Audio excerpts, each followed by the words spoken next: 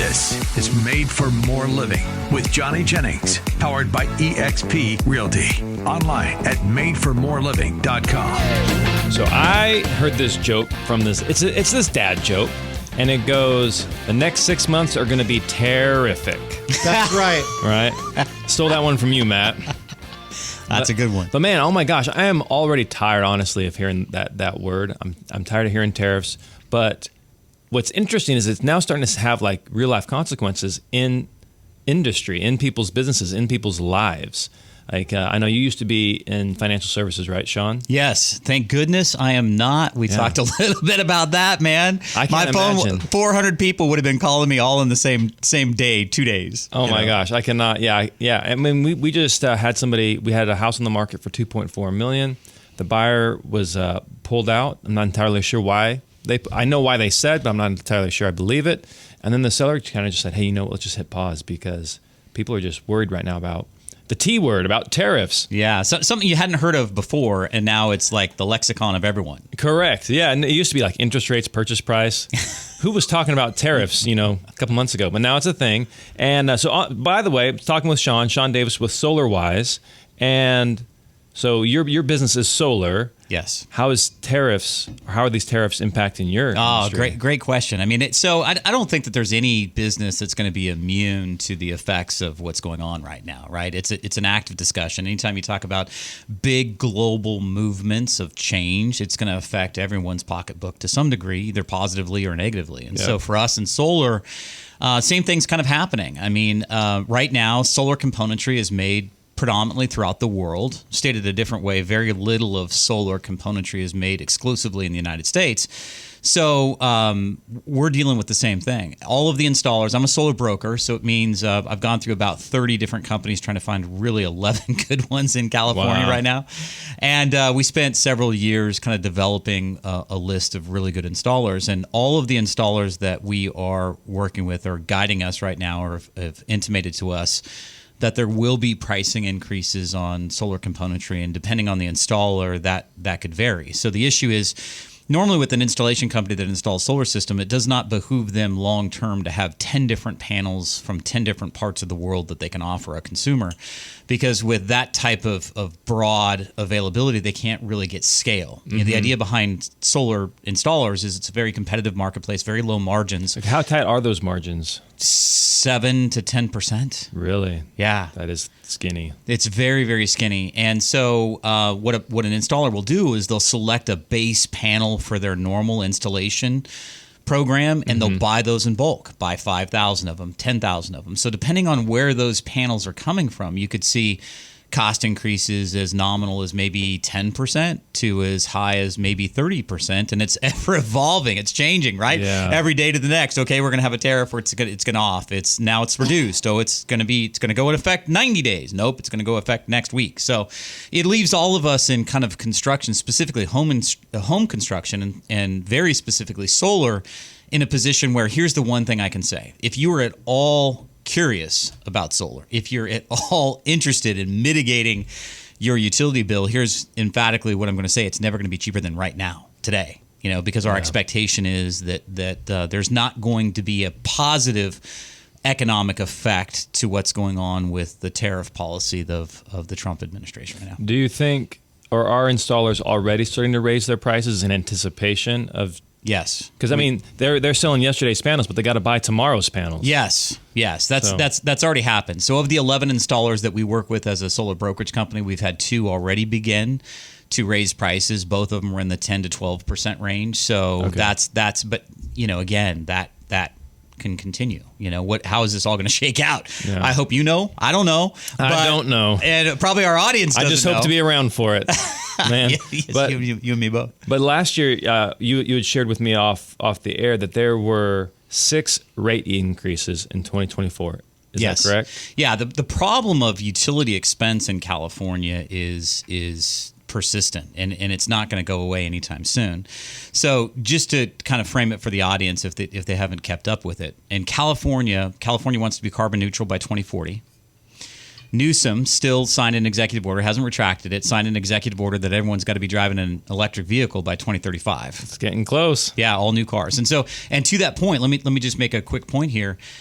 Utilities don't have the ability to wait and see, because some people have speculated when Newsom's out of office, whoever comes in next, that's not sustainable. There's no way it's going to be in place. Something's going to give, something's going to change.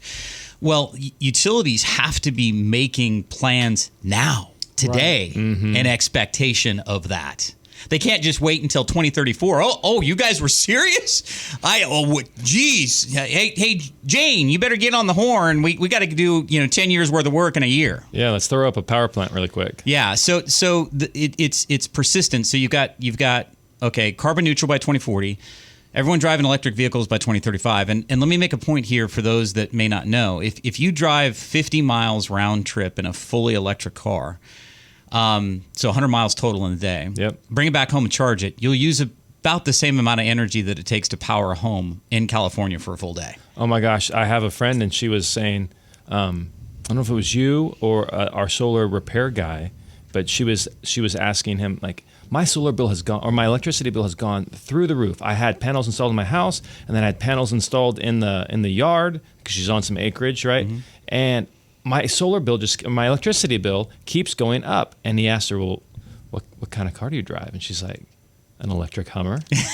And he's like, well, that's probably your problem, right? So, that thing's got one of the biggest batteries out there in terms of the size. But let me just, so an average Tesla, 100 kilowatt hour battery. Okay. Drive about 300 miles. So if you do that 100 miles, you're going to use about a third of it. So you're going to use about 33 kilowatt hours to charge it back up again. The average home in California uses 31. So, you imagine every little Tesla that you see out on the road as being a house in terms of its ability to consume energy. Mm-hmm. I mean, they're energy vampires. It's crazy. That's what they are, energy vampires. And so if every car now is electric, and here's the other thing, California right now sources 31% of the energy that it needs from outside the state. We can't handle what we consume today, yet they're stepping on the gas.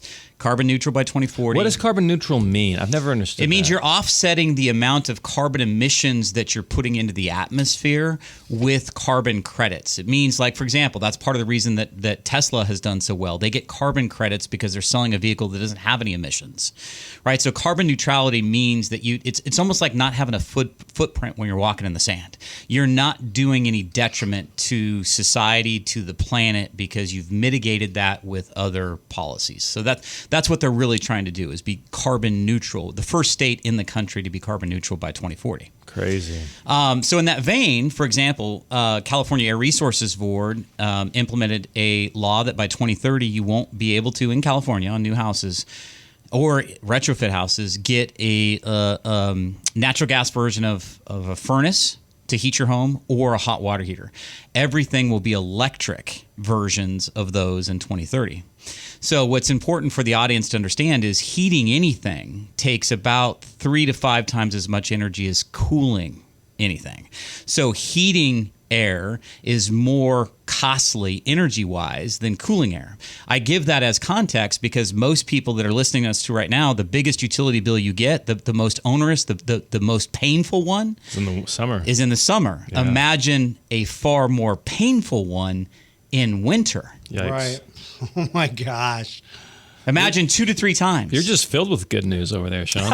Well, there is an answer. The good news is solar's cheaper than PG&E. Like, I do think that that's the only way that people will be able to have affordable electricity. I actually did a show recently. I called it The Inevitability of Solar in California.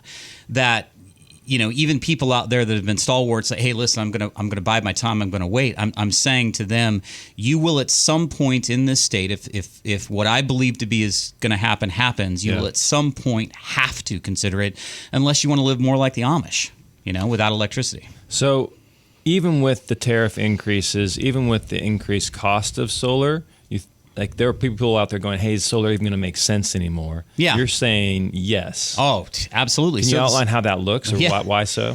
So for example, you brought up something. PG&E last year in 2024 had 6 rate increases to the tune of about 32%.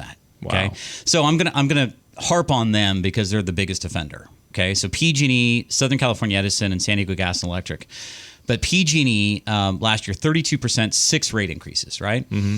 So tariffs are having an effect. Already shared with you, I've had a couple of installers, 2 out of 11 that we work with that have increased prices maybe 10 to 12%, right? Mm-hmm. But PG&E is going to continue through the next 10 to 12 years as they march toward carbon neutrality. And again, PG&E is a publicly traded company, right? You know, their sole mission isn't to save homeowners money.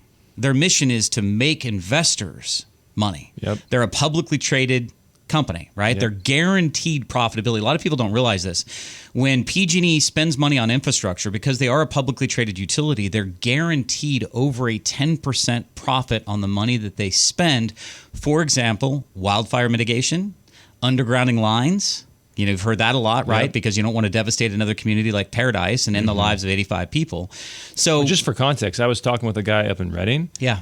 And he's like, yeah, Paradise is still like, it's still a horrible situation. And somebody goes, well, how many houses burned? And he's like 30, I think it was like over 30,000, 33,000 homes. We hear about the Palisades fires. It was like 13,000 homes. Yeah. Like double the amount of homes in Paradise because, you know, the lines weren't underground or whatever. And so in that vein, though, so the average cost of undergrounding a line, so PG&E's publicly stated that they want to underground 10,000 miles of utility lines, okay? They want to take their risk of another Paradise and turn it into a zero risk. Mm-hmm. You know, because it's as a publicly traded company, the exact opposite of what you want to do is go bankrupt. Yep. Right? So, but here's this, $3 million a mile. Okay, 10,000 miles, that'd be $30 billion. But when they spend money on wildfire vegetation removal and mitigation, and then they spend money on infrastructure, redesigning their grid and undergrounding lines, they get guaranteed 10% profitability. PG&E in 2024 just announced, and this is the big, everyone's upset, record profitability. Never made more money in 2024 than ever before. And so that's kind of the disconnect. They're spending our money as homeowners and then showing record profitability because of their guarantee. All of it. Who guarantees it? Well, the CPUC, California Public Utilities Commission. They are a publicly traded, utility company in California, and they are effectively governed by the CPUC, which is part of the problem. The California Public Utilities Commission has allowed them to continue 6 rate increases last year. They wouldn't have been able to do that without the CPUC being on board. So it's kind of like, I don't know what it does, what the name of the agency is for insurance, but the insurance agency authorizes whether or not insurance companies can raise their rates. Yes. The CPUC is the same thing for utility companies, but it sounds like they're having a better time getting rate increases than the insurance companies are. Here's the thing. Like, if I'm brutally honest, I've said this many times on my show, my radio show. Mm-hmm. I think that they're all in cahoots with each other. It's because the CPUC, in other words, I can't remember the legislator's name, but there was a legislator in California, Republican legislator, that authored a bill that he wanted to prevent CPUC members from affiliating with the utilities after their tenure with the CPUC was up, because it was so persistent that board members would end up in high-paying, high-influence roles at the utility. Wink, wink. Hey, Jim, you're at the CPUC here. Listen, we want to advance this program where we're going to spend $30 billion of homeowners' money, but we're going to make $3 billion. But here, if you just vote yes, we got this cushy job waiting for you when you're done with your tenure. We'll take care of you. Yeah. Little wonder. I was just reading an article the other day about how much they'd contributed. PG&E had contributed to Newsom's either re-election and bid campaign, $2.5 million. Wow, that's major money. So to me, to answer your and they wouldn't question, spend that money unless there was going to be potential for there's return. Influence peddling, right, to some degree. So here's the point. Energy prices in California are not going to go down. I think it's foolish, and I think it's unfathomable that you could sit here and think that PG&E is ever going to get less expensive. As a publicly traded company, they're going to continue to get more expensive. Solar will get more expensive, but at a fraction of the cost compared to utilities. Because so they're both increasing, but the utility companies are going to way outpace what solar increases are. Yes, 100%. And I'll give you several reasons why. Need a break? No, go ahead. Okay. So let me give you an example. When you think about solar, okay, right now as it relates to the energy costs that are out there, okay, PG&E, so we have a program right now where companies will give a homeowner a solar system, install a solar system with batteries, okay, 0 out-of-pocket cost to the homeowner for that system. Okay. It's called the power purchase program. Yep. You're not buying you're not buying the solar, you're not renting the solar, you're not getting a loan for it. You're just simply allowing somebody to install a system at your property and you're going to buy the energy from it. Okay. These programs right now are literally cutting most people's utility bill in half for a system that they didn't have to buy and a loan that they didn't have to get. Okay. So when you compare that to the cost of PG&E energy, so most people's utility bill, for example, with PG&E, if you look at the detail of your utility bill, you'll see two big charges on the electricity side. You're going to see a charge for generation, and then you're going to see a charge for delivery. Okay. Let's say you use $200 worth of monthly electricity from PG&E. So that was what it cost for them to generate that electricity. PG&E will then charge you $400 to deliver it to you. So 200 plus 4, you got a $600 utility bill for only $200 worth of energy. So the big cost is getting the energy to your house.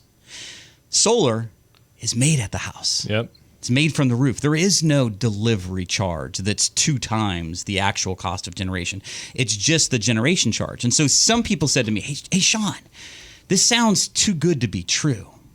It really does. They're going to give you a solar system, no loan. I mean, how does that work? And I said, you're thinking about it the wrong way. Let me tell you the right way to think about it. To think about it this way. This is the biggest sign and the biggest example of the problem of energy in California when a company from outside the state can come in, use their resources, spend tens of thousands of dollars to install a power plant for somebody's home and still make that profitable to them, charging you half as much as PG&E does. Yeah, that's a good that reframes it clearly. That this is not too good to be true. This is just how outrageously expensive California energy is. So, for example, currently right now, PG&E rates: Tier 1, 43 cents a kilowatt hour; Tier 2, 62 cents a kilowatt hour. My son's in Texas. Okay, he pays 4 to 9 cents. 4 for Tier 1, 9 cents for Tier 2. PG&E's at 43 to 62 cents. Holy moly. That's a problem. Why is it so much cheaper in Texas? It's just it's not PG&E for one thing. Yeah. So PG&E is pretty much a monopoly in the state of California. I mean, they really are because of their utility grid infrastructure. In Texas, you go in there, there's 30 different utility companies that sell in Texas. So to me, it's a more competitive market that way. PG&E just has a monopoly on the generation. Their assets go back to 1905. Hydroelectric power is where they really started. They captured watershed off the Sierra Nevada mountains to make energy, and their utility grid is what's the monopoly. It's not because you could, like with PG&E, you can get Pioneer energy if you're up in the foothills. Okay, people say I get my energy from Pioneer. That's how they escape being a monopoly on the generation side. Yeah, you can get it from Pioneer, but Pioneer has to use their utility grid infrastructure to deliver it to your home. Got it. That's where they have the monopoly. They have the monopoly on the rail lines, not on the goods. Think of it that way. Going back to the industrial age. So when we come back, though, we're going to be talking about what this looks like moving forward in terms of AI. And I'd like to talk a little bit more about these programs that you're offering, because you don't offer just one program. I think you have 3 different programs, right? Yeah, absolutely. And we'll dig into both those. Awesome. So I don't know about you, but I'm seeing more and more signs popping up in my neighborhood for folks who want to sell their home because they want to move out of state, to Tennessee, to Texas, to Idaho, to one of the Carolinas, to Florida, because they're retiring. They're going to get more bang for their buck in another state. Maybe you're in that same boat where you and your spouse, you and your family have thought about retiring, but you want to make sure you net the most money for your home. And in this market where things are up, things are down, things are uncertain, who can you trust that's an expert that's proven to sell homes faster and for more money than anyone else? Well, obviously, if you've been listening to the show, that's Johnny Jennings and the Tom Daves team at Made for More Realty. Hey, there's a reason why, listen to this, they have over 1,000 5-star Google reviews, why they've been voted the #1 team in Roseville for the past 3 years. And listen to this. If you're not interested in doing showings, open houses, maybe your home needs a few repairs and you don't want to pay for those, how about at least 3 cash offers on your home in as-is condition? Nobody gives you that kind of deal except Johnny Jennings. Again, at least 3 cash offers on your home in as-is condition. All you got to do is Google Johnny Jennings with Made for More Realty and get more for your home. I trust him. I know many of our listeners trust him because it's not about just netting you the most money. We know this is a personal transaction for you. It's something that you've invested many, many years in, and you want someone you can trust, someone that has character and integrity. And that's why we recommend Johnny Jennings to so many of our listeners, because he is a man of faith. He's a man of integrity. He's a conservative, and we can't recommend anyone better than Johnny Jennings and the Tom Daves team at Made for More Realty. Just Google them and get more for your home.